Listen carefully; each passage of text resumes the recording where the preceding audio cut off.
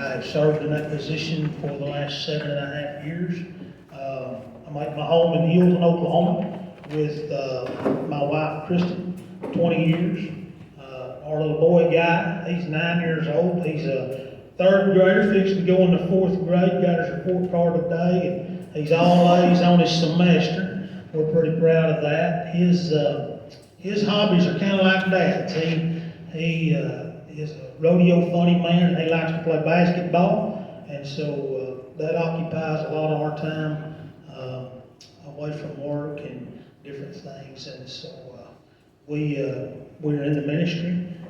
I travel about 65, 70 dates a year, preaching and singing across Oklahoma, Texas, Georgia, Alabama. We're all about in Kentucky, all kinds of places, and God's really blessed that. Thank you. So the first question is, what are the duties of a county commissioner? Well, the duties of a county commissioner are, on the surface, really small, but I made a pretty good list here to share and some things I want to get into. It's to adopt the county budget, of course, build and maintain county roads. We receive bids and we authorize contracts, not just for the Board of County Commissioners, but for all of the elected officials and their offices. We build and maintain county buildings. We've done a bunch of that in 7.5 years here in Carter County while I've been here. We call county bond elections. When schools need to have a bond election, they come before us and we authorize those. We organize or contract for ambulance services, one of the duties of county commissioners. And the reason I want to touch on this one a little more is because this will eventually become a big deal in Carter County. We're very blessed to have SOAS in Carter County, but SOAS is funded through multiple streams of revenue. And should those streams of revenue ever dry up, then the Board of County Commissioners is going to be faced squarely with providing ambulance service to the entire county. We set employment benefits and policies in place. Last year, I spearheaded updating some of our employee benefits, including our vacation, for our employees to bring it up to standards with competitive other job opportunities that people have here in our area. And also the employee policy is continually changing. I attend a lot of meetings throughout the year that educate us on new policies, and so we're continually updating that. And then also for adopting fire prevention ordinances. Commonly, that's the area of burn bans. And just this last year, when we were under burn ban in District 2, in my travels abroad preaching, I had noticed that a number of places had burn ban signs, and I thought, we need that in Oklahoma. So I piloted a program just in District 2, and our fire chiefs worked along with us, and it was very, very effective. Because of that, Representative Josh Cantrell, I helped him author House Bill number 3763. It has passed the House, it passed the Senate, and in November 1, a concept that was birthed in Carter County District 2 will become law for the state of Oklahoma.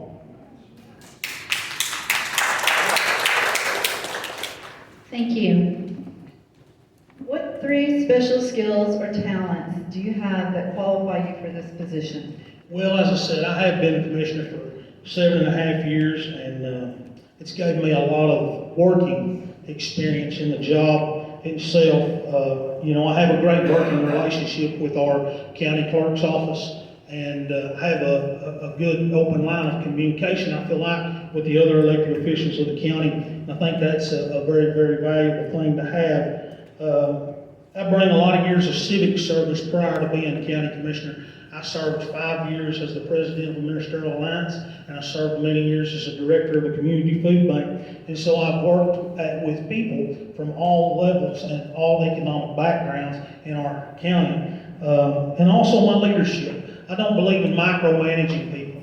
I believe micromanaging people is very, very detrimental to progress in an organization. I believe in setting people who are capable in positions of leadership I believe that helping those people have what the needs met to help them facilitate the task that you set before them. And I believe in, when they're done, sitting back and taking a look at it, patting them on the back and telling them thanks for what they do for their community and what they do for their county. Thank you. Do you have any suggestions for changes to the existing county taxes? And if so, explain. There's a great misunderstanding when it comes to taxes and county commissioners. And the misunderstanding is this. We have taxes that are collected on us that are mandated by state statute. Those are taxes that we have nothing to do with as a Board of County Commissioners. Then there are taxes that are actually in our state's constitution.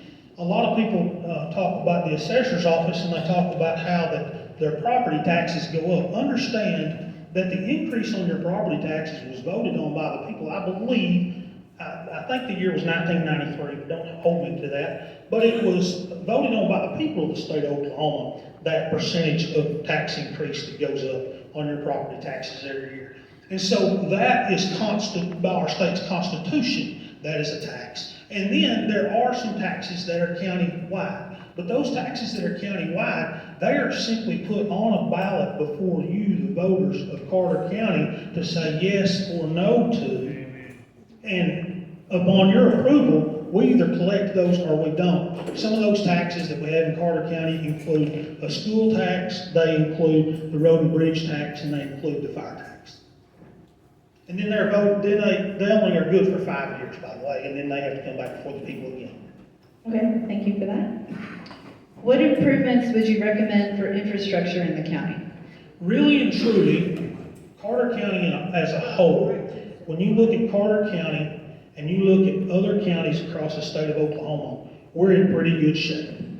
I sat down just last week with our bridge inspection engineers, and we have 3 bridges, none of which needed load rating signs posted on them in my district, in District 2. None of which needed load rating signs posted on them. They were in need of minor repairs in order to keep them to the standard that they are. But they were in no way, shape, fashion, or form close to having to be shut down or anything like that. So as a whole, bridges across Carter County District 2 are in great shape. Our roads, it's relative to the traffic that is on those roads. If you go to the northwest portion of the county, where we have a lot of oil and gas production, you have the results for roads of when you have saltwater haulers and oil tankers running up and down your roads every day. And as great an idea and philosophy as it sounds like, it's just something you'll never get ahead of. It's not going to happen.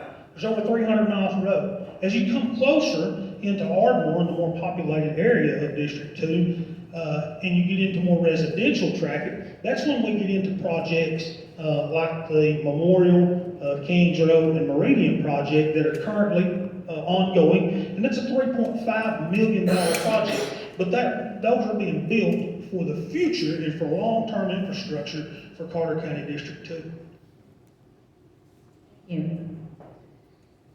Have you examined the current year's budget, and what changes would you recommend, if any? I look at the budget every year, at least I have for the last 7 years. Each elected official submits a list of needs, and they submit to us what they estimate those needs are going to cost.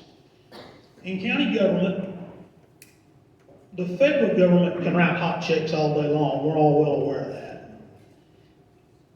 The state, they have a pretty good room to play whatever way they want to do. But in county government, we can't write hot checks.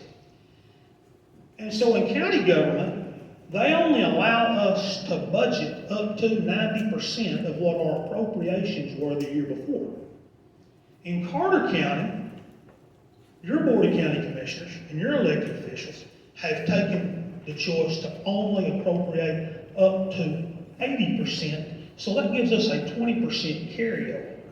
Those monies will come available to us in the future, but that allows us to have that 20% carryover there. So, as you look at our budget, I feel that our elected officials as a whole, I feel like that we do a pretty good job of looking and bringing a quality estimate of needs every year when we have our budget. Thank you for that. And last question, another tax question. Are county taxes too high, about right, or too low? And explain your answer. Again, as I touched on earlier, our property taxes are an increase according to the state's constitution. Our road and bridge, our school, and our fire tax, and along with our bond issues, they're voted on by the people. And so this is what I would say to that. I would say that our taxes are left in the hands of the voting people. And so the people have spoken, and the taxes that we collect are according to such. I'm still gonna pin you down. Okay? Are they too high, about right, or too low? They're what they should be. Well, That is total avoidance of the answer. No. Too high, too low, you have three choices. Well, we all think that we all wish the taxes were lower. I'm in that same boat. I wish they were lower. But the thing is that what government costs is what government costs. And the fact is that the taxes that we're talking about, they've been voted on by the people.